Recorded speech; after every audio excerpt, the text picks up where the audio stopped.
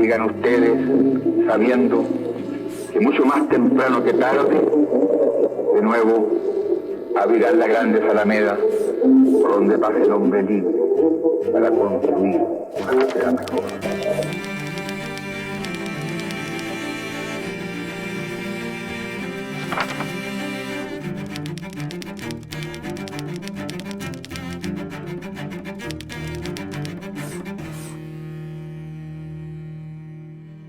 Hola, bienvenidos a Intelectuales, 11 miradas del 11 de septiembre. Hoy conversaremos con un escritor, historiador, presidente de la Academia Chilena de la Historia, también profesor emérito de la Universidad Católica y profesor de la Universidad San Sebastián. Muchas gracias, don Joaquín Fernández, por recibirnos en su casa. Hola, buenos días, mucho gusto. Profesor, a 50 años de uno de los hechos más importantes de la historia política de Chile o del siglo XX, ¿cuál es su reflexión a 50 años de ese hecho? En primer lugar, nunca en la historia de Chile un acontecimiento del pasado había sido tan discutido, conmemorado, lamentado, en un comienzo aplaudido por algunos, etc.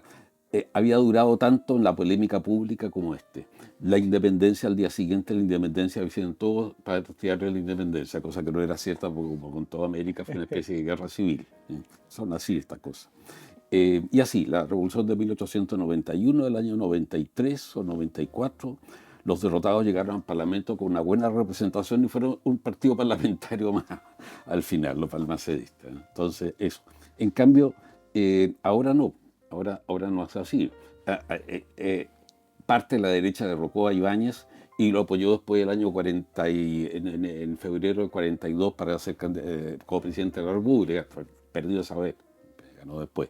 Pero todas esas cosas han sido propias de Chile y de muchas partes. Pero esto es una cosa especial.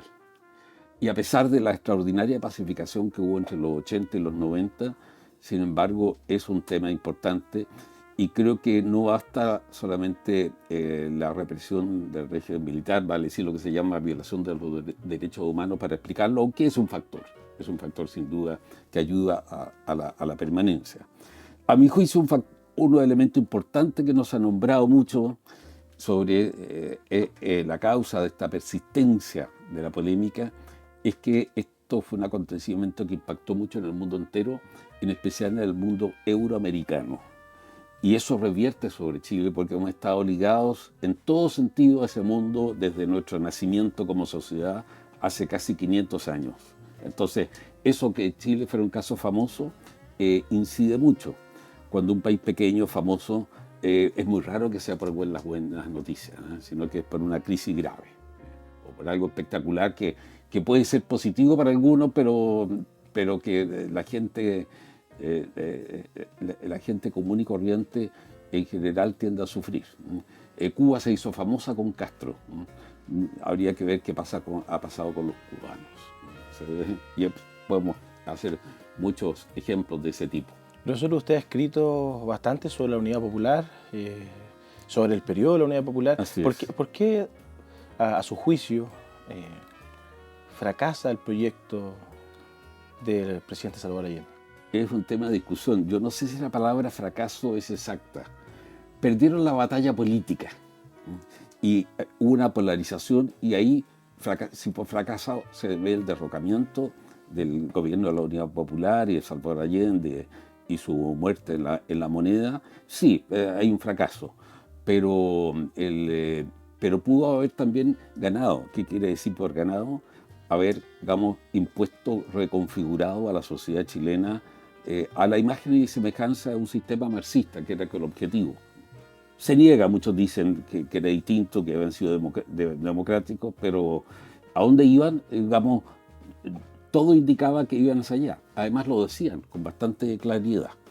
Allende era el único que siempre insistió en que iban a llegar y se iba a llegar a esa meta de un sistema marxista, un socialista lo llamaba, pero por socialismo entendía esos sistemas, pero añadía siempre que iba a ser pacífico. No todos los líderes de la Unidad Popular decían así, y los partidos eran tan importantes como el mismo Allende en fijar la estrategia de la final de la Unidad Popular. Profesor, algunos hablan del presidente Allende como un revolucionario y otro como más un reformista. No. ¿Cómo? Es un revolucionario, pero que se educó y se formó y se desempeñó políticamente como la izquierda chilena en un medio institucional, en donde podían participar en reformas, y de hecho la izquierda chilena participó en reformas, esta izquierda como antisistema, crítica en general del sistema, que nace a fines del 19, no es algo tampoco tan digamos, no es tan reciente, antigua, pero se va consolidando de a poco, ¿no? Pero nace en un sistema ya institucional, y en ese sentido son reformas. Y lo que, si por revolución entendemos solamente, digamos, un acto rápido, conmocionador, si se quiere violento, claro, no fue así, no fue de esa manera, no era la estrategia y no podía ganar.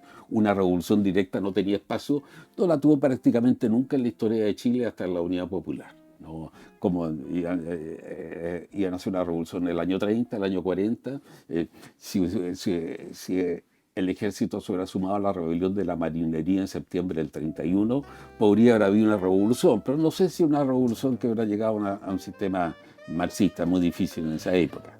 Entonces no había espacio, no podía ser.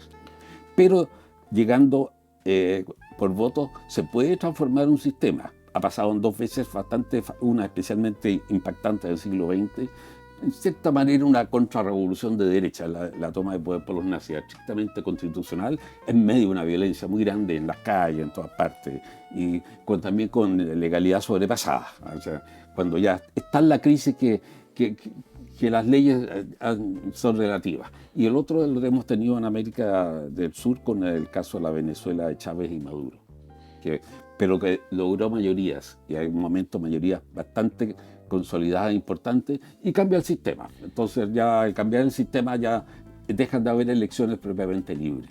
¿Cómo era la sensación internacional con respecto a cuando el presidente llega a La Moneda? Un hecho espectacular. Recibió una atención mundial como ningún otro hecho en Chile lo había originado, país más conocido más bien por los terremotos, ¿no? Y en segundo lugar, pero en mundo más político, intelectual, por la democracia chilena, que la diferenciaba un tanto, no mucho, pero la diferenciaba algo del resto del continente.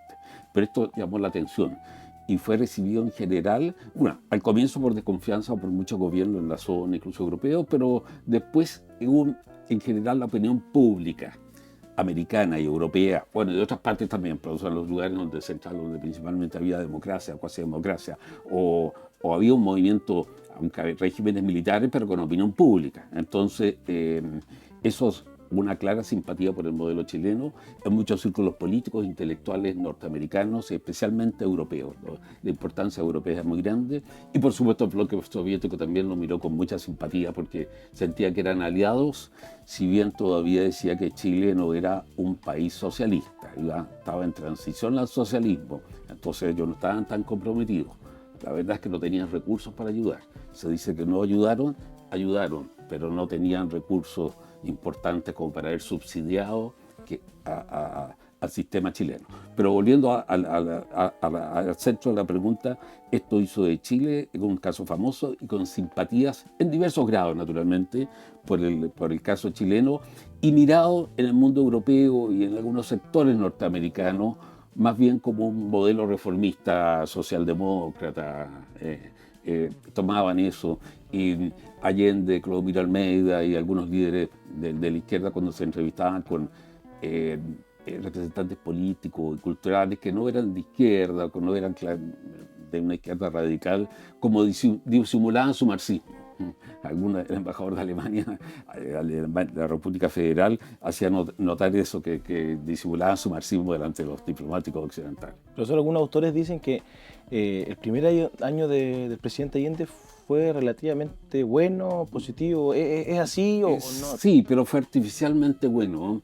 Es como un padre de familia que gaste todos los recursos, que tiene entradas de clase media baja, que gasta todos los recursos los primeros 5 días, se pasa estupendo, ¿no? El sueño de la fiesta, ¿eh? En otros pueblos son un poco así, ¿eh? Entonces, pero después viene la verdad. Yo creo que eso fue una técnica populista de poner dinero constante y sonante en el bolsillo chileno en cosas de meses. Y eso duró 6, 8 meses. yo lo vi eso. Yo pasé gran parte del periodo en Alemania en este momento, pero vi los primeros meses y vi esta como euforia, ¿no? Yo además había egresado y me había titulado, fue mi primer trabajo y por primera vez tenía plata y invité a una amiga a comer en un restaurante de Viña del Mar, cosa que no he hecho jamás en la vida, que había ido muy poco al restaurante. Era todo relativamente más caro en otra época.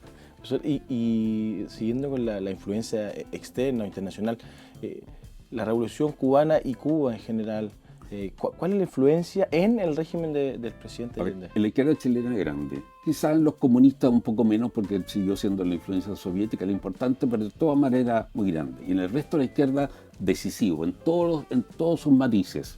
Lo que otro expresaba alguna duda, pero quedaron ahogadas esas dudas muy rápido. Entonces fue muy grande. Y en el gobierno de Salvador Allende y en la dirección política, la Unidad Popular sí ciertamente tuvo una gran influencia. Entre otras cosas porque Castro se convirtió en una especie, bueno, como lo era Moscú también, y como lo llegó a ser un poco la Alemania Oriental, pero sobre todo la Cuba de Castro, una autoridad política y moral para los chilenos. Lo que dijera él era importante. Refrenó al MIR el 70, que dejó hacer una actividad subversiva, una guerrilla urbana incipiente que hubo el 68 y 69, la detuvo por orden de Castro, en fondo. Lo llamó, le explicó, pero los deseos de Castro eran órdenes acá en Chile. Entonces la influencia fue grande y además una influencia que empujaba hacia una confrontación. Daba consejos a veces puramente políticos, pero en general, sobre todo después de la visita de Castro a Chile, que fue un punto de inflexión en la política chilena, esa visita. Eso le quería preguntar, porque muchos dicen que fue... Digamos, Castro quedó como... siguió ayudando en algunos casos a Allende ante el MIR para calmarlo y a los socialistas, pero en general empujaba hacia eso. Y tenía un aparato militar en Santiago bastante preparado, incluso un destacamento que podía actuar, podía llegar a la Moneda, pero aparentemente Allende decidió que no, era mejor que no interviniera esa mañana del 11. ¿Y económicamente el presidente...? No tenían recursos. Ellos vivían por lo que daba la Unión Soviética, por eso el Estado tan lastimero que quedó después de la caída de la Unión Soviética y que lo reemplazó un poco con la Venezuela de Chávez, que lo ayudó bastante, hasta que el sistema chavista empezó en términos económicos a hacer algo. En términos políticos está ahí todavía en pie, no sé por cuánto tiempo más, o para siempre, no sé. Pero en términos económicos ya no existe eso. Entonces ya se paró. Eso es un drama y ya se está acentuando mucho en Cuba en estos momentos la crisis económica. ¿Y la influencia norteamericana en Chile? Bueno, fue grande por la influencia de la economía norteamericana, por el tamaño de Estados Unidos, por el papel de Estados Unidos en el siglo XX, etc. ¿Y en Chile en particular? En Chile en particular, sí. Hay como desde comienzo de siglo en adelante hay una influencia creciente. Y bueno, no hay ningún misterio después de la Segunda Guerra Mundial, es la gran superpotencia mundial, el dólar es la moneda mundial, etc. El papel de los medios de comunicación de masas de fines del siglo XIX impactando en Chile y en toda parte del mundo. Los historiadores llaman la norteamericanización del mundo, a este fenómeno político-cultural, Americanization of the world, que es todo un fenómeno que, por ejemplo, todo lo que es la propaganda comercial, el advertising, es básicamente creado en Estados Unidos y imitado o reproducido en otras partes. Entonces, eso es grande. Ahora, influencia directa, yo creo que se ha exagerado mucho, pero existió, claro, indudablemente. Ya en la década del 40 Estados Unidos presionó internamente y repartió dinero acá. Cuando vino la discusión si Chile seguía la neutralidad o rompía con el eje. Y después la guerra, durante el periodo de la Guerra Fría, claro, tenía una influencia política cultural importante, pero por otro lado la inteligencia latinoamericana está muy dominada, no completamente, pero bien dominada por el antiimperialismo, vale decir, antinorteamericanismo. Y en Chile también es un fenómeno. El alma latinoamericana está partida por la mitad, no es una mitad física, es una mitad como de toda la realidad, ser pro y anti-norteamericana a la vez. Sí. La mitad de América Latina adora a Estados Unidos, la otra mitad lo odia, pero esa no son unos con otros, sino que a veces la misma gente lo tenemos en nosotros mismos. O sea, ese es un fenómeno. pero está muy documentada la ayuda norteamericana a la campaña 64, a la democracia cristiana, muy importante, y después siguió ayudando, pero también está documentada, menos documentada, porque hay menos acceso, pero lo que alcanzó a documentarse importante, el apoyo desde la década del 20 al comunismo chileno de parte de la Unión Soviética, apoyo financiero, modesto, sí, pero después, en los 60, lo que está documentado, pues, especialmente por Olga Ulianova y Eugenia Fediakova, son cantidades importantes. Y en la Unidad Popular aumentaron eso, pero es una ayuda política a los actores, no es una ayuda a la economía chilena. Porque la Unión Soviética, y quedó muy claro después de la caída del sistema soviético, era un país semi-subdesarrollado, con sectores muy avanzados y otros sectores muy atrasados. Entonces, eso lo impedía y no tenía divisas. Los dos sistemas no competían entre ellos más que marginalmente. El sistema occidental, la economía... Y políticamente hablando, ¿la Unidad Popular es responsable en parte del golpe de Estado? A ver, no te vaya querido naturalmente, pero cuando hay una amenaza revolucionaria casi siempre emerge una amenaza contrarrevolucionaria, radical. Digamos, eso se produce casi como un fenómeno físico, ha pasado en todas partes.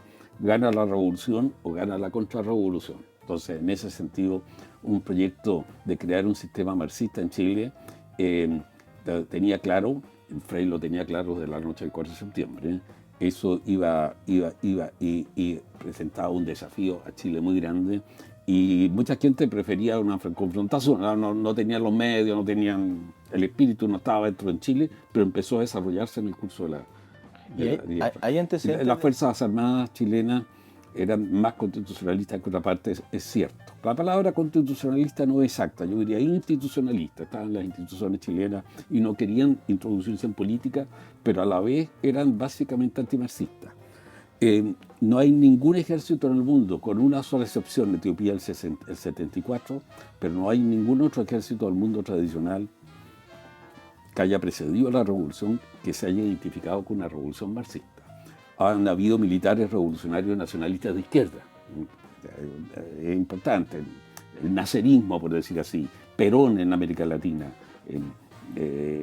han habido una minoría en Chile, la República Socialista, pues ya por términos oficiales, llamada socialista, no era socialista en este sentido, pero participaban ahí algunos oficiales intermedios.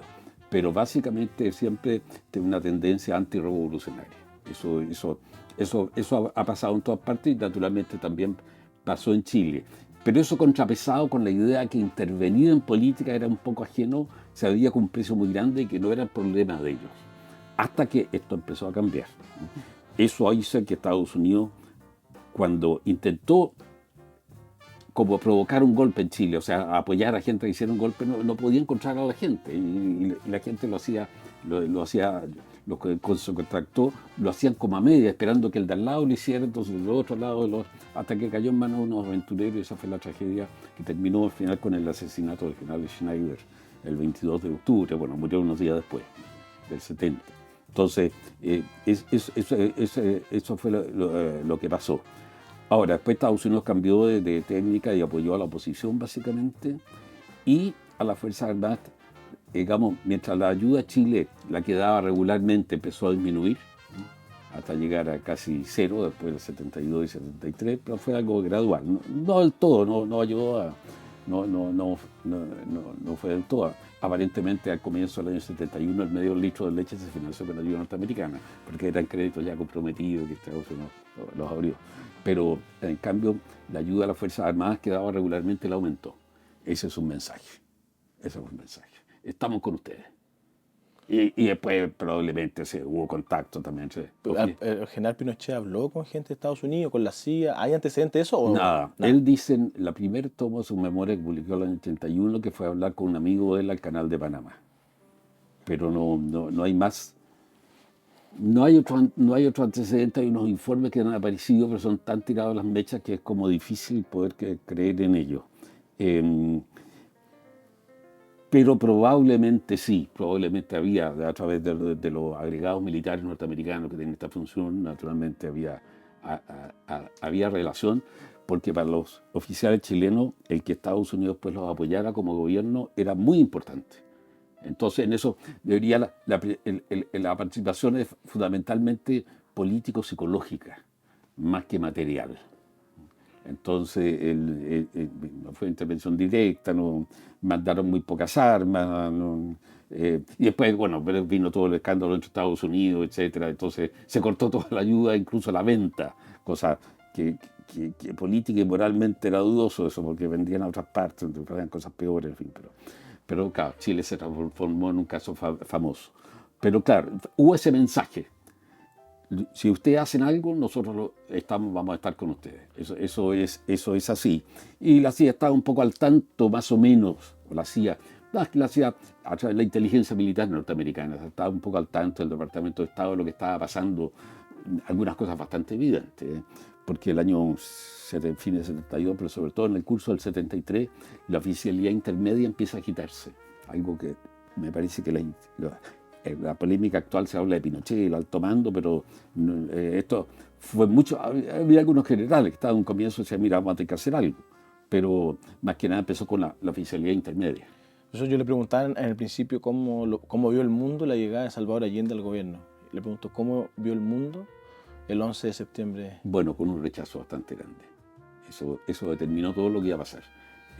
Fue visto como la introducción de un gobierno democrático. Tengo mis dudas si podría calificarse así, pero así fue visto.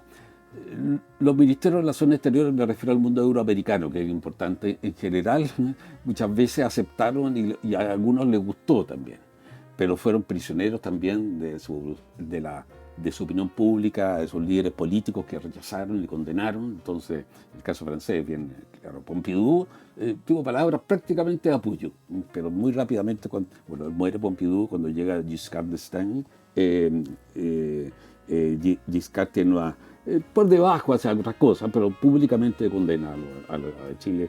No hizo un embargo de armas, pero se cuidó mucho con Chile. Lo pongo como ejemplo porque por la importancia política tradicional que ha tenido Francia para la política de nuestros países. ¿Estados Unidos? En Estados Unidos, apoyo del gobierno de Nixon y el primer año, el primer momento, hay un apoyo económico, algún apoyo militar, mandar municiones, armas, Chile estaba en una situación bastante precaria, pero luego esto se transformó en una papa caliente en Washington. Después se combinó con la crítica a Vietnam, toda la guerra de Vietnam y todo eso, aunque estaba terminando, pero fue una herida muy grande, con la revolución cultural, sobre todo con Watergate y la caída de Richard Nixon. Y todo esto fue mirado como acciones de Nixon, de este malvado. De hecho, venían de la época de los demócratas, de Kennedy y Johnson, pero fue mirado así. Y finalmente viene algo. Fue muy gravoso el embargo, la enmienda Humphrey Kennedy, que hizo el embargo de armas a las Fuerzas Armadas chilenas, o al gobierno chileno para las Fuerzas Armadas, que fue muy grave, sobre todo en un momento que hubo amenaza de guerra en el norte y después otra en el sur. O las dos combinadas también, que era una posibilidad del 78, una probabilidad, digamos. 78. Entonces, eso fue importante y apoyado por el Congreso norteamericano, por una mayoría del Congreso norteamericano. Por una minoría defendía otra posición, pero eso fue la cosa ahí. Y el gobierno de Carter fue un gobierno muy crítico de Chile. Por primera vez apareció el caso chileno en un debate presidencial, cuando apareció ahí. Y Ford no dijo nada, se quedó callado, etc. Y vino todas las revelaciones en una parte importante de las acciones norteamericanas en Chile. El único país que discute abiertamente estas cosas, porque otros países también pasa lo mismo, pero no sucede. Entonces, eso afectó mucho a Chile. Hay que decir que la administración Carter al final no tomó unas medidas tan enérgicas contra Chile y ayudó para la crisis del 78, no militar, pero sí hizo todo su peso, su prestigio, su influencia para que no hubiera guerra. Y eso hay que reconocerlo también. Pero ayudó al gobierno a Pinochet mismo, porque una guerra, me parecía a mí en esa época, y mirando para atrás, acabo de escribir un libro con otro historiador sobre ese tema, y yo no sé cómo podría Chile resistir un asalto militar. porque no tenía uno y los otros tenían 10. O sea, Profesor, en pocos días más se van a conmemorar 50 años del golpe de Estado, del sí. 11 de septiembre. ¿Hay heridas que se sanan durante la historia? ¿Usted cree que en 50 años más vamos a seguir quizás igual de polarizados, crispados a nivel político? ¿Cómo lo ve usted como historiador? Predecir 50 años más es muy difícil, pero esto ha sido algo profundo y va a continuar. Ahora, ha habido esta inflexión de que al dominio de una opinión, de una visión, vino una crítica. Inesperada para todos, incluso confieso que para mí, pero inesperada, y ha venido otra realidad, y que esto es lo que mismo vimos en la Cámara de Diputados, lo que sucedió ayer y anteayer. Entonces, es bien decidor. Yo creo que esto va a continuar, pero ya se notan algunos cambios, ¿no? Siento que a la sociedad lo mira con curiosidad esto, no con una participación. O sea, las cosas tienden a apaciguarse o a perder centralidad. Eso es como más o menos inevitable. O sea, el hecho que probablemente la imagen negativa de Pinochet y la positiva, como quiera que se interprete, de la Unidad Popular, van a seguir existiendo, pero va a ser como algo marginal a la vida política, pública, cultural del país. Eso es, esto mismo ha pasado en muchas partes. Profesor, muchas gracias por su tiempo. Gracias a ustedes. Muchas gracias a ustedes y nos vemos en un próximo capítulo de Intelectuales, 11 miradas del 11 de septiembre. Nos vemos.